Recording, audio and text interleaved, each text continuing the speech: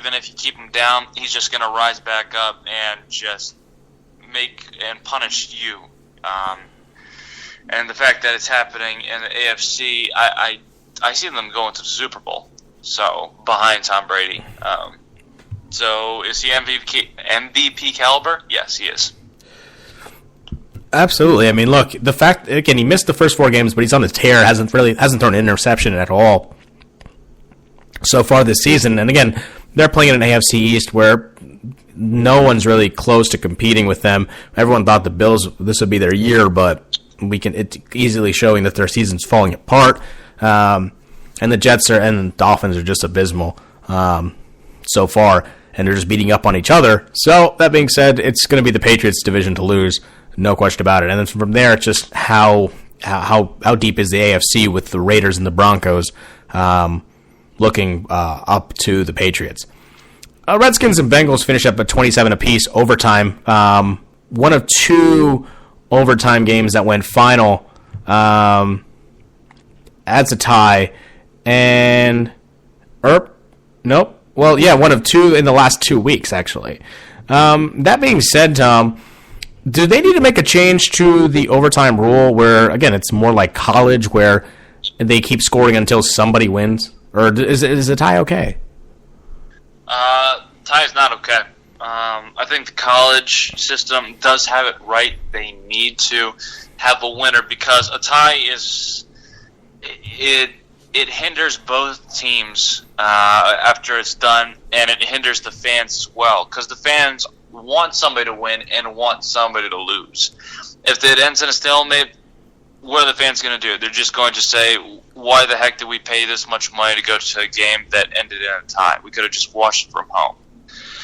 College football, field goal after field goal after field goal, that's a little bit more exciting because you're actually seeing a lot of plays. You're seeing players wanting it more.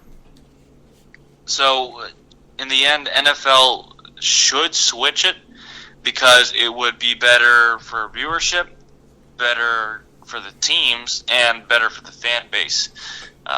Yeah. No, I agree. I mean, look, it's funny. It's funny the games in England, and obviously England's home of soccer, and then everyone's saying, "Oh yeah, ties are the most un-American thing ever." And clearly, when you go on English soil, there's another tie. But that being said, I mean, yeah, I think honestly, ties are going to be a little bit difficult late in the season, and it's just nice to see who came out as a winner overall. And I think that's what football is about. There is a winner, and there should be a loser. So I do think college rules are a little bit better. Granted, the score is going to be a little bit more inflated. That being said, I think that's overall, for now, the best way to solve this issue. Ties are just, again, it's just an odd situation leaving the game. If you don't know how you feel, it's not a good situation overall. Speaking of overtime games, the Raiders go down to Tampa Bay, stay in Florida after defeating the Jaguars and defeat the Buccaneers 30-24. As mentioned, Derek Carr going for a career high 513 yards, the 9th most yards passing in NFL history, along with 4 touchdowns. Of those 513 yards, 173 to Amari Cooper, along with a score. As mentioned, they had an NFL record 23 penalties, constricting them throughout the game. But the Raiders are 6-2 overall, 5-0 on the road, which is very impressive. What's the ceiling this season for the Jaguars, Tom? Or the Raiders, Tom? It's basically there's no ceiling at all. The Raiders control their destiny. They are going to the playoffs. It's just their year to excel. They need to, this week, if not already, make sure that they work on their holding calls because that's the primary concern that they were dealt with, and pass interference, making sure that they aren't putting their hands on the receivers as they try and catch the ball or anything like that. The penalties weren't the big issue. It was showing that the offense do what they do best. Derek Carr is a really great quarterback. I almost said elite. He's not there yet. He's almost there. I'm going to say that. But the fact that it took their offense to overcome such silly penalties shows that if they didn't have as many penalties as they had, they probably would have won by at least 3 touchdowns, at least. So the Raiders, as long as they take care of their penalty pressures, they'll definitely be an elite team, especially going into the playoffs. Sure. Yeah, I mean, look, I think the Raiders are one of the best teams in the league, maybe top 5, and honestly, that may be pushing it. A lot of it does have to do with whether or not they can keep their penalties down to a minimum. If they can keep them under about 5 or 10, again, that's a stretch, but that being said, it would be pretty interesting to see what they're capable of when they don't shoot themselves in the foot. Moving on to the Falcons and the Packers game, 33-32 final. The Falcons come up with a late touchdown. What's wrong with the Packers, Tom? Obviously, as a fan, it's hard to watch them lose a lot, get pretty close to 500 at the halfway point of the season. So what's the issue, Tom? The issue is primarily injuries. Defensively, 3 of their cornerbacks were injured. Linebacker Clay Matthews was injured. Ty Montgomery, the running back / wide receiver, had an illness. It's what's plaguing them right now. And Aaron Rodgers doesn't seem his normal self lately. The week before, he only had 1 reception to Jordy Nelson for 9 yards. It wasn't a great game for the both of them. It just seems like Aaron Rodgers is missing a step, and he needs to find it, because if he doesn't, they are not making out of the NFC North, especially since the Minnesota Vikings have been playing so well, but not recently, and the Bears are pretty much knocking on the door, as well as Detroit. So it's pretty much like the NFC East. If you stumble or you have a weakness, the other teams are definitely going to be taking advantage. So Aaron Rodgers definitely needs to step up, and the defense, their backups, really need to step up, especially since they have not been great since their Super Bowl season. Fair enough. So going on to the NFC East matchup here, the Cowboys defeat the Eagles on Sunday night, 23-29, or 29-23. Dak Prescott, again, has a pretty horrific game throughout regulation, but in overtime comes up huge with a touchdown to Jason Witten as the Cowboys move to 6-1 on the season. Again, this is their best start in quite some time, and they're leading a division that, again, is the deepest in football. No team has a losing record in this division, but they're still on top of it at the end of the day with a rookie quarterback and rookie running back. Is there any circumstance at all right now, Tom, that you would switch to Tony Romo? For me, I would say no, because, look, you're playing the hot quarterback, you play the hot hand. Similar to the Bledsoe-Tom Brady situation about 15 years ago. You play the guy and see how far he can take you, and then from there evaluate. But, again, there's a lot of questions as to whether or not even Romo, either whether Romo should come back or whether he should even be on back this season. And I would say the same thing. Tony Romo needs to stay out of the picture for right now, play the backup role, because Dak Prescott is the hot hand. The offensive line has been stellar, especially behind Ezekiel Elliott, who's been pushing through and getting pretty much every single game 100 yards. Dak is the future of the Dallas Cowboys. Jerry Jones should recognize it, and Tony Romo should recognize it as well. He needs to know his place. If we look back in the history with Tony Romo coming back after injuries, it's been somewhat good. But going into playoffs, he has stumbled and he has fallen many times over. We want to see what Dak Prescott can do in the playoffs. So what you need to do is play every game like it's a playoff game. See how Dak Prescott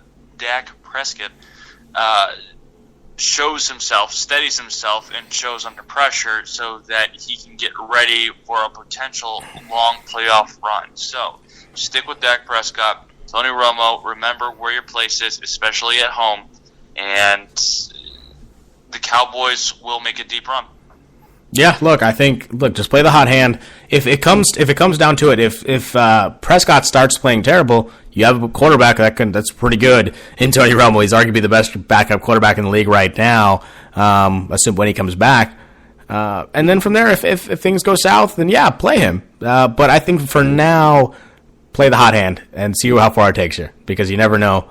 And again, it looks like he's the future of the Cowboys, so develop him as much as you can, as quickly as you can, if you want to get back to the pinnacle as they were in the 90s. So, Tom, we're going to go to pick'em here. We'll start off with the Falcons-Bucks. I'm pretty sure I know your pick. I'm going with the Falcons. Again, they're a 4-point favorite on the road. Still taking them. No problem. And I'm going with the Falcons as well. Steelers-Ravens, pretty good matchup. First to get to 20 probably wins this game, if that. It is in Baltimore. Steelers 4-3, Ravens 3-4. I'm picking the Ravens. What do you got? I do not believe in the Ravens at all, especially at home. They are usually losing until the halftime, and then fourth quarter they do turn it around. But they haven't been doing that consistently. So I am going with the Steelers, and it's going to be a close game. Cowboys head to Cleveland, where Cleveland has not won a game this season, the only winless team in the NFL.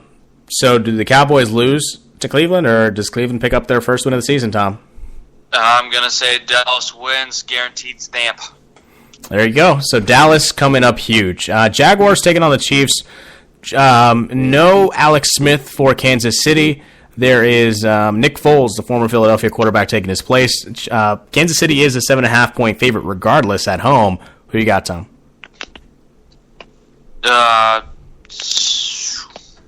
Say again. Sorry, I lost you for a second. That's okay. So the Chiefs are 5-2 at Kansas City, but they're not. Alex Smith is not playing this weekend. It's going to be the backup quarterback, former Philadelphia quarterback Nick Foles, at QB, taking on the 2-5 Jaguars.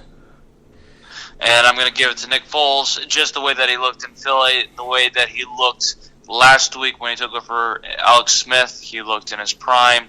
I'm going to go with Kansas City. Done and done. You have the Jets and Dolphins, two teams, again, combined 6 wins on the season between the two of them, so not the best teams. Miami's a 3.5-point favorite at home. I'm picking the Dolphins, the home team. And I agree, New York Jets has been up and down. Miami the same way, but the home team usually does win, so I'm going Miami. You have the Eagles and the Giants in NFC East matchup. The Giants are a 2.5-point favorite at home. Both teams are 4-3. Who gets to win number 5, the Eagles or the Giants? I'm going to give it to the Eagles. Giants, they're at home, I agree. But Wentz is studying like a madman like usual. Their defense is definitely going to step it up, especially against Odell Beckham Jr. Philadelphia, win. Give me the Giants. Eagles have all 3 losses on the road thus far. I'm predicting a 4th one. The Lions and Vikings. The Vikings have lost 2 in a row, but they're playing Stafford, who honestly, if it wasn't for their record, if they had more of a 6-2 record, I think Stafford would be in the conversation for MVP. He's been playing phenomenal ball this far. Who comes out of this one on top, Lions or Vikings? This one's going to be a definite close game. Minnesota lost 2 games, but they're at home. Detroit has been winning at home, but losing on the road. I'm going to give it to Minnesota. Yep, give me Minnesota as well. I have the Panthers and the Rams next at LA Coliseum here. LA is 1-2 at home. Panthers have not won on the road. Who improves their record in that department, Tom? I'm not going to say the Panthers. Unfortunately, I'm going to give it to the LA Rams. Yep, Rams as well. Saints and 49ers, 2 teams that, again, have a lot of offensive potential, but just for some reason their defense is just abysmal. Again, it's in Santa Clara, so the 49ers are at home. However, New Orleans is a 3.5-point favorite. Who you got? I got New Orleans.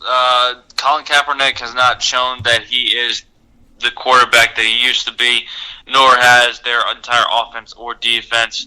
New Orleans Saints with Brandon Cooks has been doing well. I'm going New Orleans. Okay, perfect. And I will also take New Orleans as well. Titans and Chargers, 2 teams that offensively are pretty dynamic. Phillip Rivers against Marcus Mariota. And 2 great running backs in Melvin Gordon and DeMarco Murray, who's revived his career in Tennessee. Tennessee San Diego, sorry, is a 5-point favorite. Who you got? I'm going to go Tennessee, and I will be right back. My wife is calling me, and it's her third time calling me, so I will continue without me, and I will ring you back. Cool. Sounds good. I'll just